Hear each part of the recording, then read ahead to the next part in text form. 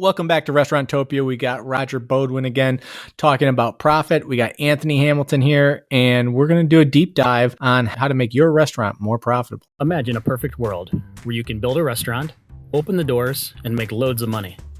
Unfortunately, those days are over. It takes great leadership, hard work, and long hours to operate a successful restaurant. Together, we can make it happen. This is Restauranttopia. This is probably a good topic. I'm just guessing. It's more important now than ever to not only capture every single sale in your restaurant for every one that walks through the door, but more importantly, to maximize profit on every sale. And in my experience as a restaurant coach and working in the industry with a lot of professionals literally around the world, it's like you'd be surprised at how many restaurant operators randomly throw menu items onto a menu without costing them out, knowing how much it costs, how much profit each one contributes. And that is probably the biggest needle mover right now. So I've got plenty of ideas on profit, but if you really want to move the needle, the biggest thing with rising costs, supply chain shortages, you might just find out that you're selling things on your menu that just aren't making you any money while you're spending the highest wages in your restaurant, paying your kitchen to make anything. So critically important to cost out your menu accurately. And every supplier has an order guide they can provide you that lists every single thing you buy from that supplier, how much you pay for the case or however it comes in.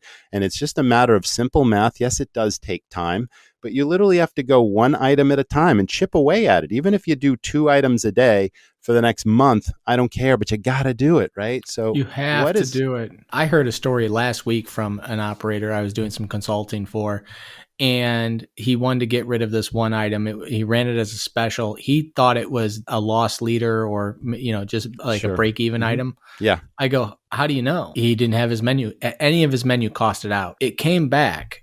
I go, how much do you think you make or lose on this? And he goes, I think I make $1 or break even. And I go, you make $7 every time you sell one. It's one of your higher GP items because this is a fast casual place. Yeah, right. I was like, this is the data that you're using to make a huge decision for a slow day. And you don't even know it. Like, you have to know your data, cost out your menu. It is no longer, 1996 where food cost is really low, labor is really low, and you can play fast and loose. You have to mine out this profit, and you have to be aware of it, and you have to charge appropriately, because now is the only time in the last 20 years that you're able to take price and be as aggressive as you are, but not because you need to, you have to. Yeah, it have to is a definite. But you're also bringing up an interesting point because you mentioned food cost, and this industry is obsessed with their food cost number, but they don't get the fact that you don't take food cost to the bank, you take profit to the bank, and something with a higher food cost in most situations contributes a much higher profit than something with a lower food cost.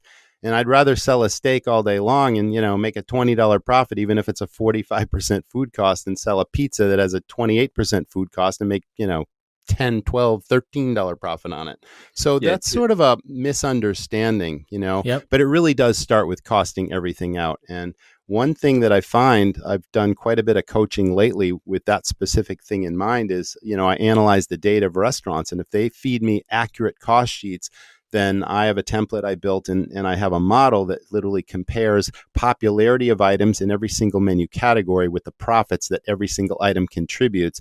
And the bottom line is the spread or the difference in profit among those items in each category is dollars and not cents. And menu engineering is a powerful thing, isn't it? Menu engineering. Thank you. Yeah. So suddenly, I'll plug all this data into my template and I'll hit what I call the go button, and it'll literally show me in every category how much potential profit is being lost over a period of time just based on point of sale data. And just as a reference point, I worked with a $2.8 million annual sales single independent restaurant. I just finished this project about 2 months ago. And out of that $2.8 million in just about every category, the lower profit items are far more popular and bigger sellers than the higher profit items. And every time they're selling this appetizer versus that, they're losing $3, $4, $5 profit. On the entree side, they're losing $10, $11, $12 profit. And the bottom line, in the past year, when we finished this project, on that $2.8 million, they lost a potential profit of $343,000. based on what Wow. they could have sold versus what they did sell. And this Wow. concept is really simple, yet I think it's lost on a lot of operators that, one, haven't costed out their menu recently, and two, Yep. if they did, this is the kind of knowledge or power that is available, and you can take some steps pretty quickly to stop the bleeding. You mentioned a moment ago that this person didn't know that they were making $7 every time they sold this item. But had they known that, they could have trained Yeah. their staff to recommend that item. They could have boxed that item in on the menu and called it customer favorites or something to call Yep. attention to it Could while have put they're it on a sort of bingo card. yeah, there you go. The bingo card. So anyway, that's just a big needle mover right now, but it starts with costing out the menu, like you said. Absolutely so Going back to important. the example, go ahead, Brian. Roger, you are spot on. I think just training up your staff to say, because the server is going to be asked, what's popular, what's your favorite. If they give that item with the higher gross profit, it's going to be a needle mover. Every single week, it's going to be a needle mover. Right. I think it's Every important to day is mention, lost though. opportunity. Right. It's crazy. Every day is lost opportunity if you don't have this knowledge or this data. And a lot of restaurants have data that they just don't use. A lot of restaurants don't keep up with the data and regularly cost things out, and it's hard enough to make money in this business. This is a low margin business. The margins are lower than ever right now, just based on things that are out of our control. The world's going crazy, and we still have to buy product, and we still have to run restaurants and pay higher labor costs, and yet profits aren't keeping up. And there's a point where you can't continue to raise menu prices for the end consumer because the value proposition is lost.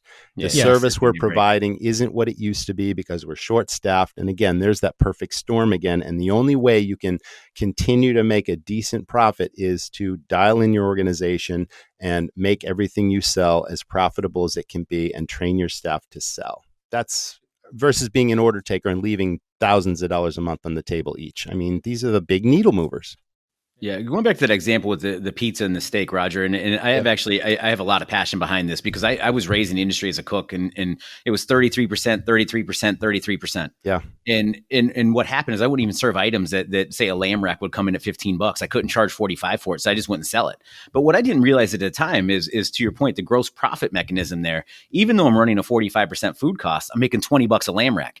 Put it on the menu. But the missing piece here, I think that helps articulate this or kind of illuminate the strong play here is that when you have those higher dollar items that carry the higher gross profit, even with the higher food cost, it's a higher sale. And given that labor is a percentage of sales, it drives your labor cost down. So until you look at prime costs as a whole, it's Absolutely really hard to intellectualize this process and say it's okay to have a 45% food cost. It wasn't until I worked in a steakhouse that I understood that model. Let me add to that. That is Please. a very important piece, but I think there's an A and a B to this. I think we've clarified what, the difference is between food cost and profit, but you get a low food cost through efficient processes and zero theft and minimal spoilage and waste.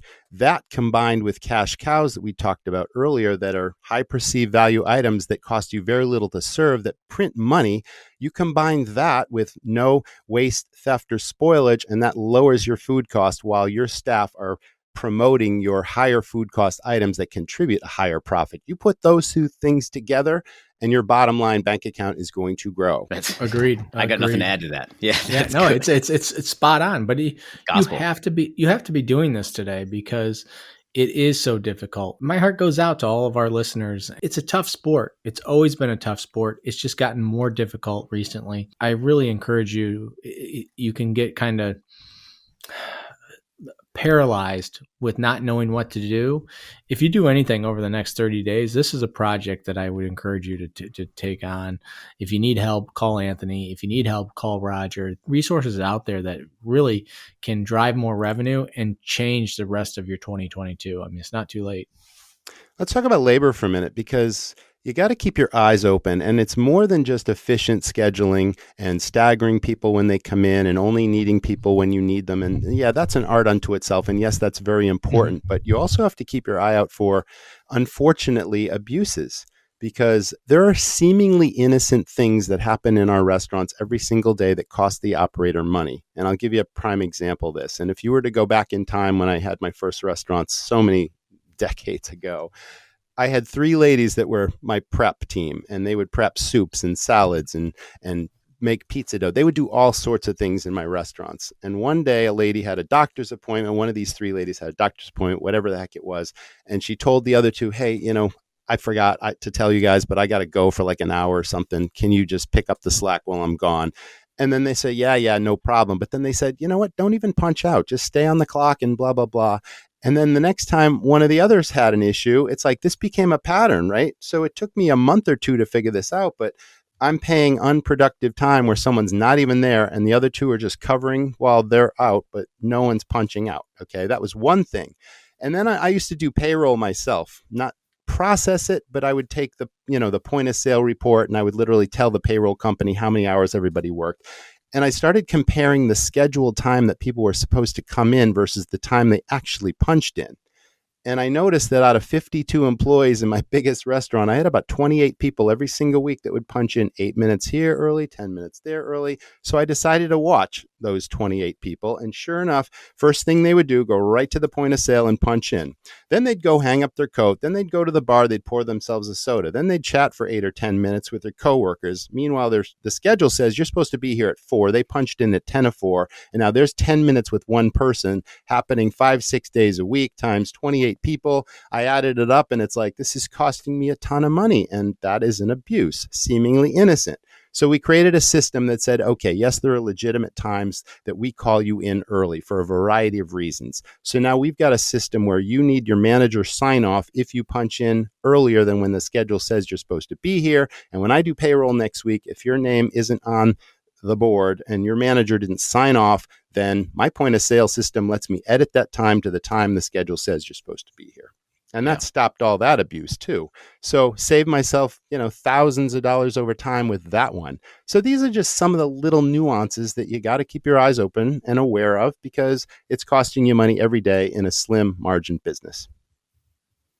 I love that. Hard stuff, but it's a great tip. But you got to be working on your business, not in the business, right, and correct. Also follow the money. Yeah, it's not about beating down your broadline food service provider, but is there waste going on?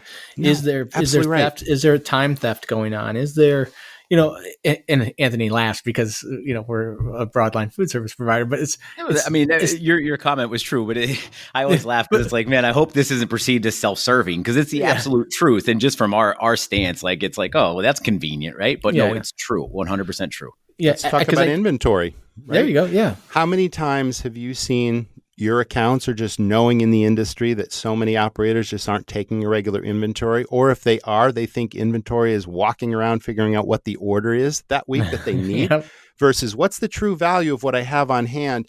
And if I took inventory on a regular basis, meaning weekly I always recommend that a restaurant literally calculate their true food and beverage cost every single week for at least 3 or 4 weeks. And the only reason I say that is because you need to get to your sweet spot. You need to know that consistently for 3 weeks in a row, you're hitting that the food cost that you expect to hit. Maybe it's a 30, maybe it's a 32. But if you take inventory the first week and you get a 32, and then you take it again and it's a 36, and then 3 weeks later, it's now a 19, something's wrong. There's no consistency. You don't know what your food cost is. So if you hit 32, 32 and a half, 32, 3 weeks in a row, then you can go to 30 days. And then if you hit 32 again, 30 days later, great. You're now on a monthly inventory system. And you have to do that because if you don't, 29 days goes by and you're losing money every single day until you figure out, oh, my food cost is 45%, and it's like seemingly simple, but it's a system and it's a process that has to happen. And there are ways to make it efficient and productive. And I always recommend that 2 people that aren't in collusion with each other, obviously some people that you no can one's trust. Getting bonuses on food costs here. Yeah, you know how it is. I could tell you horror stories about how I learned all this the hard way. I like had when chefs, your chef quits and the food cost goes up 20% the very next cycle. I had chefs that costed out their menu and they gave me their cost sheets and I went through it and they were completely inaccurate. Like, did this person even take, high school math, and again, you got to stay on top of all these details. But yeah, like you said, prime costs are critically important. And if you don't take inventory, it's virtually impossible to determine what your food cost is. And your labor cost, of course, same thing. I used to have a sweet spot for that too. It's like I would have a week-to-week comparison of a prior time period versus this time period, and I would compare against what was the ideal scenario. I had this much in sales versus this much in labor. I was really happy with this percentage, and my notes said there were no bumps in the road. The service we provided was stellar. The guests had a great time. So that was my benchmark. And then suddenly, if we did a week comparison and we didn't have notes that said, oh, it rained for 4 days in a row or whatever it was, if things were regularly, comparable, then you knew you had inefficiencies and you could explore it further and figure out, why is my labor cost, 4 points higher this week than it was a prior period based on similar sales? Why did I have so many more people in here when the sales were here and they should have been here? You know how it is. All things that are systems that dial in your profit. All these things either cut your costs, increase your profits, or do both. One interesting thing that you said is the 30 days later you're looking at it. So you don't know which week, you don't know which employee, you don't know what. It's so abstract at 30 days at a time if it's wrong that you really don't know what it is. So basically a spreadsheet. It just has a budget of sales, has a budget of costs, has a budget of labor, and it really allows that operator to kind of go in there and fill in that on a daily basis, get really granular with their manager. Again, it's not about holding people their feet to the fire. This is just clarifying what's expected and what things should run. You can short the customer the amount of protein you're giving them, but that really isn't doing a service to the restaurant or the long-term sustainability of the operation. What should your food cost be? What should your labor be? What is an ideal operation? And figure that out, and then back it into daily, weekly, monthly, and then figure out what is the best for your operation. Then if it breaks, boom, you're right back to daily. I love that. I love your philosophy. That is a best practice. And over a short period of time, whoever you put in charge of this, yourself included, gets a real solid feel for that business. And the pennies coming in, the dollars coming in and the pennies going out and all that kind of stuff. It's like you really got a feel for it after a short period of time, but you wouldn't if you don't do this. You have absolutely no idea. I'm filling my seats and my restaurant is busy and I'm open 6 days a week. And why is my bank account not growing? And I'm scratching my head for a variety of reasons. And these are some of the biggest, impacts on a bottom line in the business, for sure. I think one of the issues I run into a lot of times is you get operators to buy into this in consulting, but they don't know what their sweet spot is. Right. But then it's like, okay, well, if your menu's costed out, we can go by what your theoretical versus actual is. But then they're like, my menu's not costed out. Right. And it's real tough that way to find that sweet spot. But I love your approach of taking it every week until you establish some sort of commonality in the figure to say, okay, the bank account looks healthy. I'm happy with this profit at this figure.